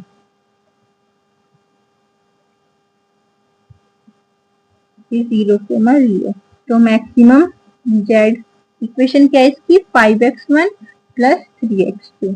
जब हमारा x1 भी 0 और x2 भी 0 तो हमारा क्या आ जाएगा मैक्सिमम पॉइंट क्या आ जाएगा 0 आ जाएगा, z की वैल्यू 0।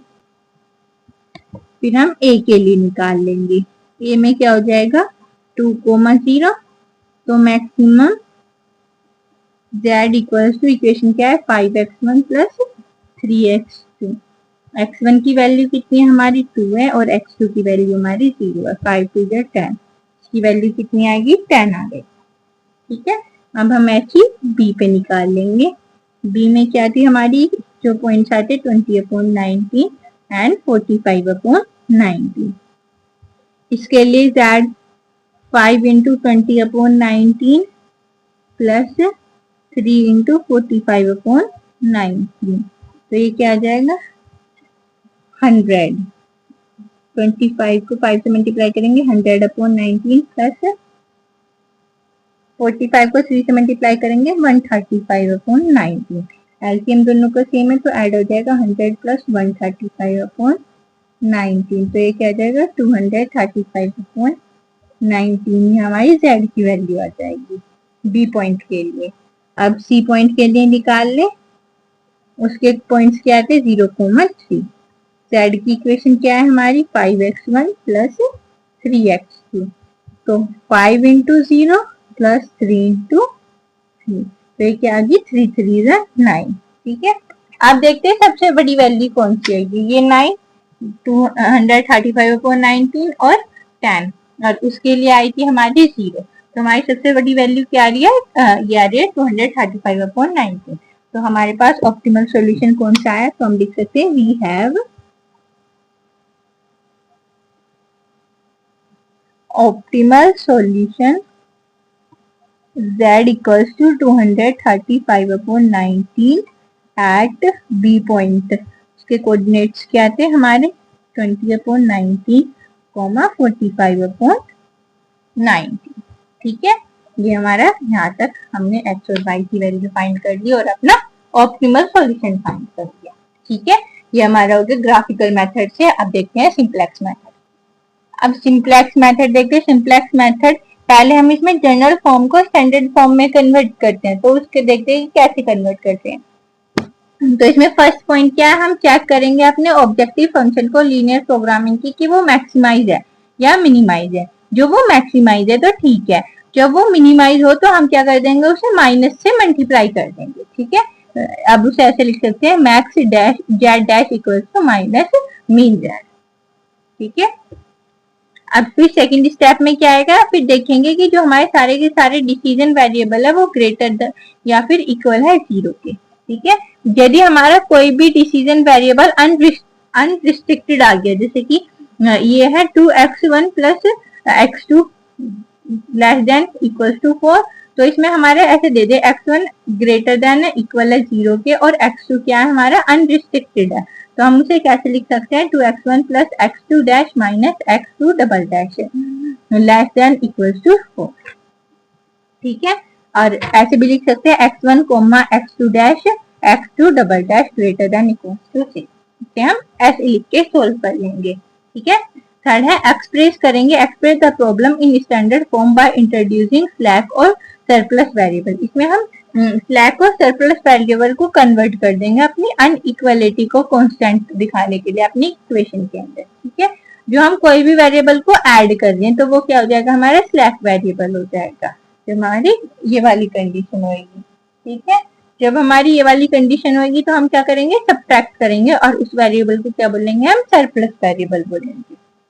ठीक है, स्टेप 4 में क्या करेंगे, चेक वेदर ऑल द जो हमारी ये बीज वैल्यू यानी कि इधर इक्वल के इधर वाली वैल्यूज होंगी ना, जैसे ये होगी हमारी 4, ऐसी वैल्यूज होंगी वो हमारी पॉजिटिव है या नहीं है, पहले वो चेक करेंगे। If any B I value negative है तो हम मल्टीप्लाई कर देंगे इन इक्वल कॉन्स्टेंट -1 से मल्टीप्लाई कर देंगे उसे पॉजिटिव बनाने के लिए। ठीक है, अब एक ऐसी देखते हैं, एक मैक्सिमम के लिए और एक मिनिमम के लिए जनरल फॉर्म से स्टैंडर्ड फॉर्म में सिंप्लेक्स मेथड से कन्वर्ट करते हैं। तो ये क्या है हमारा मैक्स है, z की value 3x1 plus 2x2 subject to x1 x2 हमारे लेस देन इक्वल है किससे 4 से, और x1 minus x2 less than equal to 2। ठीक है, और x1 x2 ग्रेटर देन है इक्वल है हमारे 0 के। ठीक है, तो इसमें हम पहले क्या करेंगे, देख लेंगे x1 और x2 ये हमारे क्या है पॉजिटिव है।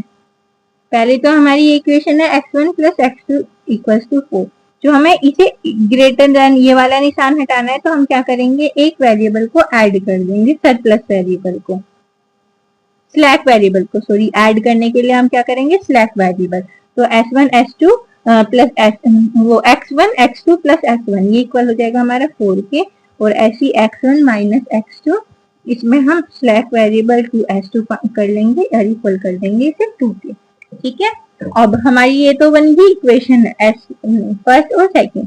जो हम इसे जेड में करेंगे तो हम क्या कर सकते हैं, इसे लिख सकते हैं 3x1 प्लस 2x2 0s1 और 0s2।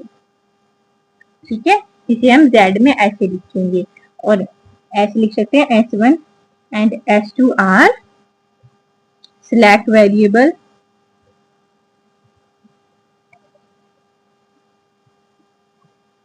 with cost 0। कोस्ट क्या है उनकी 0 है। ठीक है, ऐसी अब हम मिनिमाइज के लिए करेंगे। मिनिमम के लिए हम पहले क्या करेंगे,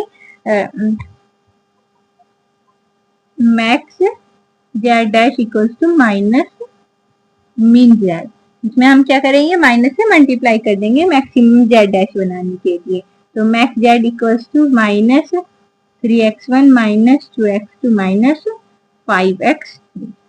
ठीक है, अब हमारी सारी वैल्यूज पॉजिटिव होने के लिए क्या करेंगे, इसमें कंडीशन चेक करेंगे। पहले तो मिन है, से हमने मैक्सिमम में कन्वर्ट कर दी। ठीक है, अब देख लेंगे अब इसे इक्वल में लाएंगे। इक्वल में लाने के लिए x1 plus 2x2 plus x3 और एक हम स्लैक वेरिएबल को ऐड कर लेंगे s1 को। इक्वल हो जाएगा 430। इसमें 3x1 प्लस 2x2 ना 2x3 है ये, और प्लस क्या हो जाएगा s2 को ऐड कर लेंगे। ये इक्वल है हमारे 260 के। ऐसी x1 plus 4x2 plus x3 और इसमें ऐड करेंगे स्लैक वेरिएबल थर्ड, वो इसके इक्वल है 420 के इक्वल। ठीक है, ये हमारी वैल्यूज होगी। और z को हम कैसे लिखेंगे, यहाँ पे लिख देते हैं z equals to 3x1 plus 2x2 plus 5x3 में क्या हो जाएगा plus 0s1 plus 0s2 plus 0s3। और हमारे इसमें हमने एक मिस्टेक कर दी। देखो ये जो थी ये तो हमारी थी इक्वेशन तो छोटी थी, ये वेरिएबल बड़े थे। तो x1 प्लस 2x2 x3 हमारे ग्रेटर लेस है 430 से। 3x1 प्लस 2x3 ये भी हमारे लेस देन है 260 से। और x1 प्लस 4x2 x3 हमारे क्या है ग्रेटर है 420 से। तो हम क्या यहाँ पे सब्ट्रैक्ट करेंगे, यहाँ पे क्या आ जाएगा माइनस आ जाएगा, क्योंकि जो ऐड करते हैं जो हमारी इक्वेशन ये वैल्यू बड़ी दे रखी हो तो हम क्या करेंगे ऐड करेंगे। जो हमारी ये इक्वेशन छोटी दे रखी ये छोटी दे रखी हो तो हम क्या कर देंगे उसमें से सब्ट्रैक्ट कर देंगे। ठीक है, बस इसमें ये डिफरेंस है। तो अब हमारा s1 और s2 क्या हो जाएगा हमारा स्लैक वेरिएबल हो जाएगा। और हमारा s3 क्या हो जाएगा सरप्लस वेरिएबल हो जाएगा। s3r surplus variable with cost जी। कोस्ट क्या है उसकी 0। ठीक है, ये हमारा जनरल फॉर्म से स्टैंडर्ड फॉर्म कन्वर्ट करने के लिए स्टार्टिंग हमारी अच्छी होगी तो हम आगे क्वेश्चन अच्छे से कर पाएंगे। तो इसलिए हमें ये समझना, इसका डिफरेंस समझना बहुत जरूरी था। ठीक है, अब इसका क्वेश्चन देखते हैं। इसमें क्या दे रखा है हमें maximum z equal to z की वैल्यू मैक्सिमम है तो हमें मिनिमम में कन्वर्ट करने की जरूरत नहीं है। तो इसमें क्या है 5x1 प्लस 3x2 z की वैल्यू और इक्वेशन क्या दे रखी है x1 x2 x3 less than है किससे 2 से और equal 5x1 plus 2x2 less than equal है 10 के 3x1 plus 8x2 less than equals to 2। ठीक है, ये हमारी दे दी। अब हम इसमें क्या करेंगे पहले अपना स्टैंडर्ड फॉर्म से जनरल फॉर्म करने के लिए ऐड करेंगे अपने स्लैक वेरिएबल्स को। ये जो मैंने x1 x2 x3 करे इसे हम x3 x4 x5 भी कर सकते हैं। x1 x2 ये करना जरूरी नहीं है। ठीक है, अपने अकॉर्डिंग कोई भी वेरिएबल्स को कर सकते हैं। तो हमारा स्टेप 1 क्या हो जाएगा इसमें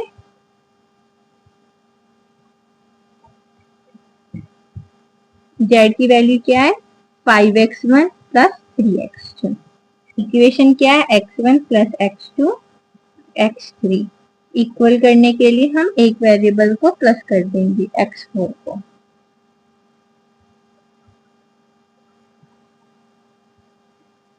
और यहाँ पे क्या आ जाएगा हमारा इक्वल हो जाएगा 2 से। ठीक है, यहाँ पे क्या आ जाएगा 5x1 प्लस 2x2। यहाँ पे x3 दे रखा है पर इन दोनों में x3 नहीं है तो हमारे जो वो हो जाएगा ना स्लैक वेरिएबल हो जाएगा वो x3 हो जाएगा। x4 क्या हो जाएगा हमारा 0 वाला हो जाएगा x4 और x5। इसका लॉजिक अभी समझाएंगे। तो इसमें फिफ्थ वाली इक्वेशन क्या है 5x1 प्लस 2x2 और s3 तो है नहीं इसमें तो हम क्या करेंगे स्लैक वेरिएबल को x4 को ऐड कर देंगे इस इक्वेशन के अंदर और 10 लिख देंगे। यहाँ पे क्या आ जाएगा 3x1 प्लस 8x2 और यहाँ पे करेंगे x5 वेरिएबल को ऐड करेंगे यह हो जाएगा 12 के इक्वल। अब हम जो बचे हुए एलिमेंट्स होते हैं ना उन्हें हम 0 कर देते हैं। जैसे हमारा इसमें x3 में क्या हो गया स्लैक वेरिएबल x3 हो गया तो हमने x4 और x5 को क्या कर दिया 0 कर दिया। ऐसे हमारा सेकंड वाले में x3 को हमने पहले से ही ले लिया। अब इसमें क्या करेंगे हम x4 को लेंगे तो हमारा x3 और ये x5 क्या हो जाएगा हमारा 0 हो जाएगा। ऐसे ही इसमें x3 प्लस 0 x4 और x5 इक्वल हो जाएगा हमारे 12 के। और z की वैल्यू क्या कर देंगे 5x1 प्लस 3x2 तो है ही हमारे पास और बाकी के 0 x3 प्लस 0x4 0x5। 0 की वैल्यू तो फिर भी 0 आएगी, वेरिएबल हमने क्या कर दिए सारे में 5 वेरिएबल्स कर दिए। अब है इसमें स्टेप 1 में हमने स्टैंडर्ड फॉर्म से जनरल फॉर्म कर ली। स्टेप 2 में अब हम टेबल बनाएंगे। टेबल में हमारी कौन कौन सी वैल्यू सी हमें CB XB B x1 x2 x3 x4 and x5 ये क्या थे हमारे वेरिएबल्स थे। ठीक है, सबसे पहले हमारे x1 x2 x3 x4 x5 ये हमारे वेरिएबल हो गए। हम पहले देखेंगे b की वैल्यूज। b की वैल्यूज हमें पता है कि हमने पहले मैट्रिक्स वाले क्वेश्चन किए थे। ये वाली वैल्यूज जो होती है वो होती है हमारी b की और इधर वाली होती है हमारी a की, और बाकी के जो xb होते हैं ये क्या होंगे हमारे x3 x4 x5 होंगे। ठीक है, तो b की वैल्यू क्या आ जाएगी हमारी, पहली इक्वेशन की है 2, सेकंड की है 10 और थर्ड की है हमारी 12। ठीक है, xb की वैल्यू क्या हो जाएंगी, ये हमारी x3 x4 और x5, और इसमें हमारी x3 की वैल्यू कितनी है 0, x4 की भी 0 है, x5 की वैल्यू भी है 0। ठीक है, अब हम इन इक्वेशंस के लिए x1 की वैल्यू क्या है हमारी, इसके लिए 153, तो यहाँ पे क्या आ जाएगा 153। x2 की वैल्यू कितनी है 128, 153 यहाँ पे आ जाएगी 128, और इसके लिए कितनी है 100, तो यहाँ पे भी क्या आ जाएगी 100, और x4 की वैल्यू क्या है 010, x5 की 001। ठीक है, ये हमारी वैल्यूज आ गई। अब हम फाइंड करेंगे ZIJ। ZJ क्या होगी, ZJ होगी हमारी जब हम CB को x1 से मल्टीप्लाई करेंगे तो हमारी क्या आ जाएगी ZJ की वैल्यू आ जाएगी। ठीक है, 0 की 0 से करेंगे 0 0, तो ये सारी हमारी क्या आ जाएंगी 0 ही आ जाएंगी। पहली हमेशा हमारी सारी वैल्यूज 0 आएंगी ZIJ की। ठीक है, और फिर देखेंगे CJ की वैल्यूज होंगी जो हमारी x के अंदर रहेंगी।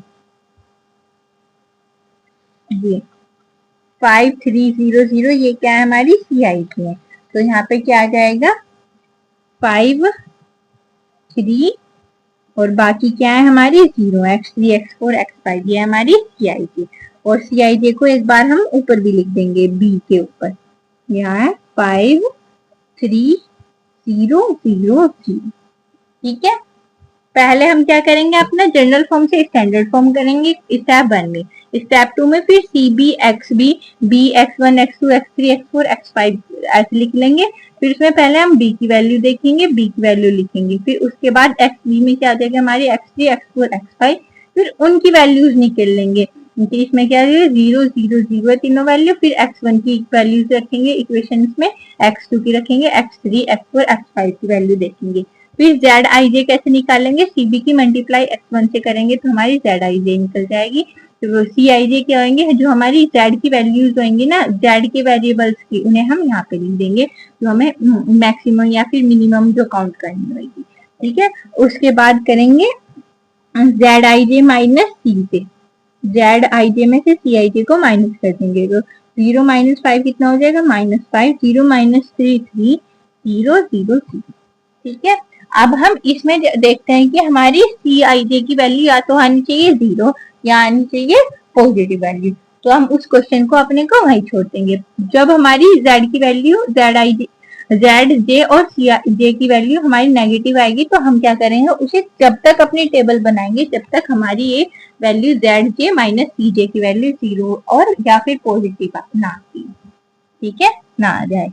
तो अब हम इसे दोबारा से फाइंड करेंगे, उसके लिए हम पहले देखेंगे ये क्या है हमारी मोस्ट नेगेटिव वैल्यू देखेंगे, जो हमारी बड़ी नेगेटिव वैल्यू है। बड़ी नेगेटिव कितनी है हमारी 5, इसे हम बोलेंगे अपने को एंट्री एलिमेंट।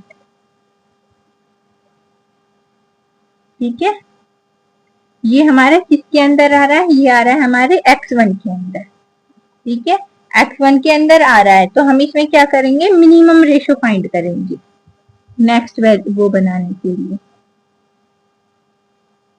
मिनिमम रेशो कैसे फाइंड करेंगे हम, इसमें देखेंगे ये इस b में से x1 को माइनस कर देंगे, डिवाइड कर देंगे, सॉरी डिवाइड 2 डिवाइड 1 tan को 5 से डिवाइड कर देंगे, 2 को 3 से डिवाइड करेंगे, तो 2/1 कितना आ जाएगा 2, 10/5 भी कितना आ जाएगा हमारा 2, और 12/3 कितना आएगा हमारा 4 आ जाएगा। ठीक है, अब इसमें से देखेंगे पॉजिटिव मिनिमम वैल्यू कौन सी है, नेगेटिव को नहीं लेंगे, जो सी हमारी पॉजिटिव मिनिमम वैल्यू है उसे देखेंगे। तो पॉजिटिव मिनिमम वैल्यू हमारी 2 है, इनमें से हम कोई सा को भी ले सकते हैं, हमने ये ले ली मिनिमम वैल्यू 2। ठीक है, और मिनिमम वैल्यू को हम एग्जिट एलिमेंट बोलेंगे। अब देखो यहाँ पे गए हम x1 में, इसमें देखेंगे ये, तो इन दोनों में हमारी क्या आ रहा है 1 कॉमन आ रहा है, इसे क्या बोलेंगे हम, इसे बोलेंगे हम की एलिमेंट।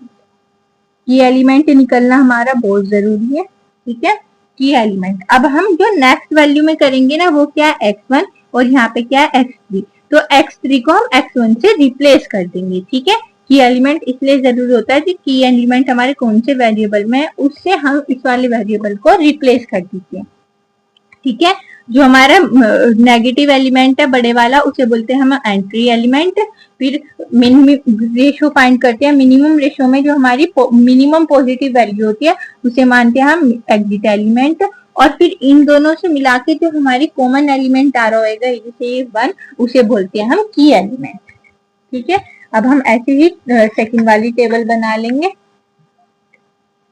दोनों टेबल आमने सामने रखना ताकि हम उस वाले वेरिएबल से अपनी वैल्यू को इजीली कंपेयर कर सकें। ठीक है, ऐसी सारी चीज सेम रहेगी, C B x B x1 x2 x3 x4 x5। यहाँ पे क्या हो जाएगा हमारे x1 को हमने x3 को इसे रिप्लेस करना है x1 से, तो हमारा यहाँ पे क्या आ जाएगा x1 और x4 x5 हमारे क्या रहेगा सेम रहेगा, एज इट इज रहेगा। ठीक है, तो अब हमारी x1 z में हमारी इस वाली इक्वेशन में हमारी x1 की वैल्यू क्या आ रही है 5, तो हमारी यहाँ पे क्या आ जाएगी, यहाँ आ जाएगी 5, और ये x4 x5 की हमारी क्या आ रही थी 0 आ रही थी, तो इन्हें हम 0 ही रहने देंगे अपने को। ठीक है, अब ये है b की क्या है 2, ये हमारे आ रहे 1। एक और चीज ध्यान रखनी है, ये जो हमारा की एलिमेंट आ रहा होगा ना ये तो होना चाहिए हमारा 1, और इसके नीचे के एलिमेंट होने चाहिए हमारे क्या होने चाहिए 0। 0 नहीं है तो हमें नहीं 0 बनाना है, 1 नहीं है तो हमें इसे 1 बनाना है, तो हमें तो 1 दे ही रखा है, जो हम इसे 2 3 4 ऐसा आता हमारा, तो इसे हम 1 में चेंज करते, तो हमें की एलिमेंट को तो चेंज करने की जरूरत नहीं है, पर 5 और 3 को क्या बनाना है, हमें 0 बनाना है। तो हम पहले इसे लिख ले 2 1 1 1 0 0।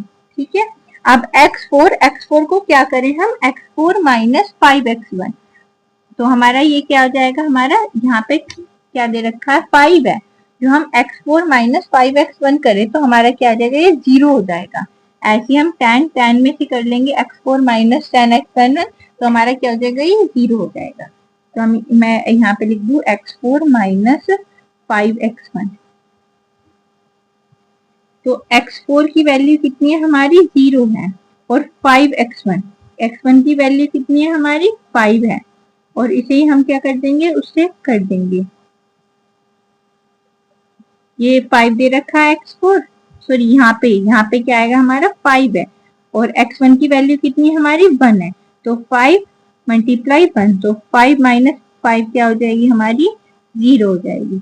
ऐसे यहाँ पे क्या है हमारी x1 की वैल्यू दे रखी है 5, x4 की वैल्यू दे रखी है 5, और x1 की वैल्यू जो निकाली है वो है हमारी 1, x3 की जगह हमने रिप्लेस कर दिया x1 को, तो x1 की वैल्यू क्या हो जाएगी 1 और x4 की वैल्यू हो जाएगी हमारी 5।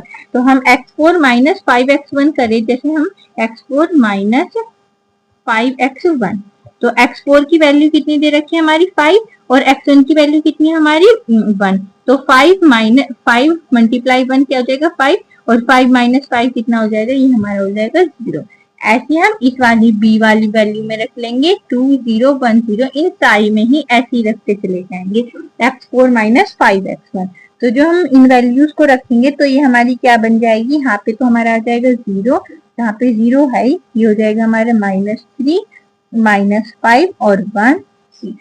ठीक है, अब हम इसमें देख लेंगे x5 में, x5 में देखेंगे हम इसमें, तो इसमें भी सेम एज इट इज कर लेंगे। x4 था यहाँ पे क्या आ जाएगा हमारा x5 माइनस ये कितना है, ये हमारा 3 है, तो हमें इसे 3 को रिप्लेस करना है 0 से। तो हम क्या करेंगे, x5 कितना है हमारा, x5 है 3, तो 3 माइनस 3x1 कर लेंगे हम, 3 मल्टीप्लाई 1, तो ये क्या हो जाएगा 3 माइनस 3 कितना हो जाएगा 0। ठीक है, ऐसे इसमें और इस बाकी में भी हम ऐसे ही कर लेंगे। तो यहाँ पे क्या आ जाएगा हमारा, ऐसे करेंगे इसमें, तो यहाँ तो आ जाएगा हमारा 6 और यहाँ पे आ जाएगा हमारा 0, अभी 3 माइनस 3 0, और सारे में हम जो ये अप्लाई करेंगे तो सेम आ जाएगा। यहाँ पे आएगा 5 के बाद -3 0 और 1।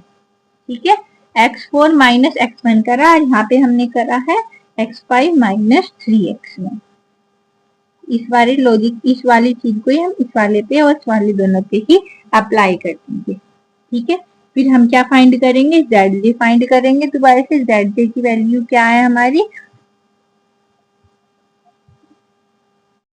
अब जब हम zj निकालते हैं तो हम क्या करते हैं, cb की वैल्यूज को इसे x1 x2 x3 इससे मल्टीप्लाई करते हैं। ठीक है, अब हम 5 को मल्टीप्लाई करेंगे x1 से, तो क्या आ जाएगा हमारा 5 को दोबारा से 1 से करेंगे 5 मल्टीप्लाई x3 5, और ये दोनों 0 है तो क्या आ जाएगा 0 0 आ जाएगा। ठीक है, तो ये हमारी zj की वैल्यू कितनी आ गई 5 5 5 0 0। ठीक है, फिर हम निकाल लेंगे cj की वैल्यू क्या होती है, जो हमारी z में दी होती है वो, ये 5 3 0 0, तो इनमें तो कोई भी चेंज नहीं हुआ, तो इन वैल्यूज को हम सेम एज इट इज ले देंगे 5 3 0 0 0। ठीक है, अब हम क्या करेंगे, zj माइनस cj। ठीक है, zj में से cj को माइनस करेंगे, 5 माइनस 5 कितना हो गया 0, 5 माइनस 3 2, 5 माइनस 0 5 0 0। ठीक है, अब हम देखेंगे zj minus cj greater than equal to है 0 के, तो हम देखते ये सारी वैल्यू हमारी 0 और पॉजिटिव आ रही है, नेगेटिव वैल्यू कोई नहीं है। तो हम अपनी टेबल, ये लास्ट टेबल बनाएंगे, तो यहाँ पे लिख देंगे zj minus cj greater than equal to 0 है। तो की एलिमेंट को 1 बनाना होता है, जो हमारी की एलिमेंट दे रखी है। तो अब तो हमें की एलिमेंट भी नहीं बनाना, क्योंकि हमारे सारे के सारे एलिमेंट पॉजिटिव आ रहे हैं। तो हमारी z की वैल्यू, z क्या है हमारी 5x1 प्लस 3x2। ठीक है,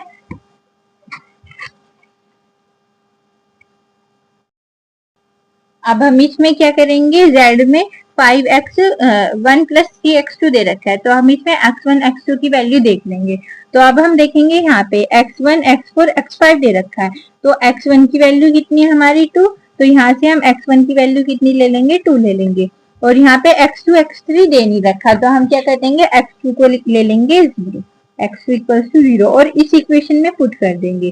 तो 5 इंटू 1 प्लस 3 इंटू 0, तो ये क्या, सॉरी 5 इंटू 2, x1 की वैल्यू कितनी है 2, 5 इंटू 2 क्या हो जाएगा 5 2 10, और ये हमारा आ जाएगा 0। तो z की वैल्यू क्या होगी हमारी 0, वो सॉरी 10, तो हमें z की वैल्यू ही फाइंड करनी है इसमें, तो हमारी ये z की वैल्यू कितनी होगी 10 फाइंड होगी। ठीक है, इसमें हमें एक बार इसका ओवरव्यू देख लेते हैं, जो हमें मैक्सिमम दे रखा है, तो हम उसमें क्या कर लेंगे, पहले अपनी जनरल फॉर्म से स्टैंडर्ड फॉर्म में कन्वर्ट कर लेंगे। जो हमें मिनिमम दे रखा होगा तो उसे पहले माइनस से मल्टीप्लाई कर लेंगे, उसे मैक्सिमम बना लेंगे। फिर ठीक है, स्टेप 2 में क्या करेंगे, हम अपनी टेबल बनाएंगे CB XB X1 X2 X3 X4 X5, तो इनके रिगार्डिंग इसमें जो मैंने बताई थी उस तरीके से सारी की सारी वैल्यूज को पुट कर लेंगे। ठीक है, फिर zj की वैल्यूज निकाल लेंगे CB से x1 x2 x3 इन सबको मल्टीप्लाई करके। फिर cj की वैल्यू जो हमें z इक्वेशन दे रखी होती है क्वेश्चन में, उसमें से x1 x2 x3 की इन सब की वैल्यू निकाल लेंगे। फिर zj माइनस cj करेंगे, जो हमारे zj minus cj negative value दे रहा है तो हमें फिर से टेबल बनाने की जरूरत है, और जो वो नहीं दे रहा तो उससे ही आगे से ही हमारा आंसर आ जाएगा। ठीक है, यहाँ पे आगे हमारी नेगेटिव वैल्यू दे रखी है इसने, तो इसमें हम पहले ढूंढेंगे कि मोस्ट नेगेटिव वैल्यू कौन सी है, बड़ी वैल्यू वो कितनी है -5, ये क्या हो जाएगा हमारी एंट्री एलिमेंट हो जाएगी। फिर ठीक है, इसी टेबल में हम फिर मिनिमम रेशो फाइंड करेंगे। मिनिमम रेशो कैसे फाइंड करेंगे, b में से x1 को मल्टीप्लाई डिवाइड कर देंगे तो हमारे क्या जाएगा मिनिमम रेशो हो जाएगा। 2 को 1 से डिवाइड करेंगे, 10 को 5 से, 12 को 3 से, तो ये क्या आ गई 2 2 4। अब हम मिनिमम रेशो में देखेंगे कि जो हमारी मिनिमम पॉजिटिव वैल्यू में, नेगेटिव वैल्यू नहीं देखेंगे, पॉजिटिव देखेंगे। मिनिमम पॉजिटिव वैल्यू कौन सी, जैसे हमने इसमें 2 आ रखी है, इसमें से कोई सी भी एक देख ले, 2 ले लिया हमने मिनिमम वैल्यू। तो अब हम देखेंगे, ये हो जाएगा हमारा एग्जिट एलिमेंट, ये हो जाएगा हमारा एंट्री एलिमेंट। एंट्री और एग्जिट एलिमेंट में से हमारा कौन सा एलिमेंट कॉमन है, उस वाले कॉमन एलिमेंट को क्या मान लेंगे हम, की एलिमेंट मान लेंगे। ठीक है, फिर उसकी हेल्प से हम दूसरे टेबल बनाएंगे, उसमें की एलिमेंट जो है हमारे 2 3 4 जो भी दे रखा हो उसे हम 1 बना लेंगे। हमारे क्वेश्चन में हमें 1 वैल्यू आ गई तो हम उसे एज इट इज छोड़ देंगे, और जो बाकी के 1 के नीचे वाली वैल्यूज है उन्हें क्या बनाना है, हमें 0 बनाना है। वो मैट्रिक्स के ऑपरेशन हमने सेमेस्टर फर्स्ट में पढ़े थे ना, उनकी हेल्प से हम किसी भी रो या फिर कॉलम रिडक्शन की हेल्प से हम उसे 0 बना लेंगे। तो ये हमने कैसे करा, x4 माइनस 5x1 कर दिया, इसमें x5 माइनस 3x1 से हमने इन दोनों को 0 बना लिया। इसकी हेल्प से हमारी ये सारे में भी चेंजेस आ गया। ठीक है, उसके बाद हम zj निकालेंगे, फिर दोबारा से cb में से x1 को इसे में से इसको माइनस कर ले, सॉरी मल्टीप्लाई कर लेंगे, ये हमारे जेड के आ जाएगा। सीजी की वैल्यू हमारी वही रहेंगी जो हमने जेड वाली इक्वेशन में से फाइंड करी होगी, जेड जे माइनस सीजे करेंगे तो ये हमारी वैल्यूज आ गई 202500। अब इसमें क्या करेंगे कि या तो ये हमारी 0 होना चाहिए या फिर हमारी ये 0 से बड़ी होनी चाहिए, ग्रेटर देन होनी चाहिए। तो जो हमारे यहीं पे आ रहे तो हम अपने टेबल को यहीं पे पोज कर देंगे। ठीक है, बस हम उसके बाद क्या करेंगे, x1 x2 x3 जो भी हमारी z के वेरिएबल्स होंगे उसमें से हम वैल्यूज को फाइंड करेंगे। तो अब हमें x1 की वैल्यू क्या है, जो हमने यहाँ पे देखी, x1 की वैल्यू हमारी 2, x2 x3 हमें दे नहीं रखे यहाँ पे, तो हम उन्हें क्या कर लेंगे, 0 ले लेंगे। तो x1 की वैल्यू 2 और x2 की वैल्यू 0। अब हम अपनी z वाली इक्वेशन क्या है हमारी 5x1 3x2, इसमें से 2 रख लेंगे x1 की वैल्यू और x2 की वैल्यू 0। तो 5 इंटू 2 कितना हो जाएगा 10, 3 इंटू 0 0। तो z की वैल्यू क्या आ जाएगी हमारी 10 आ जाएगी। ठीक है, ये इस यूनिट में ये सारे क्वेश्चन थे। आप इस क्वेश्चन को अच्छे से प्रिपेयर कर लेना एक बार खुद से। वीडियो अच्छी लगी तो लाइक कमेंट शेयर जरूर करना, चैनल को सब्सक्राइब कर देना। Thank you for watching my video.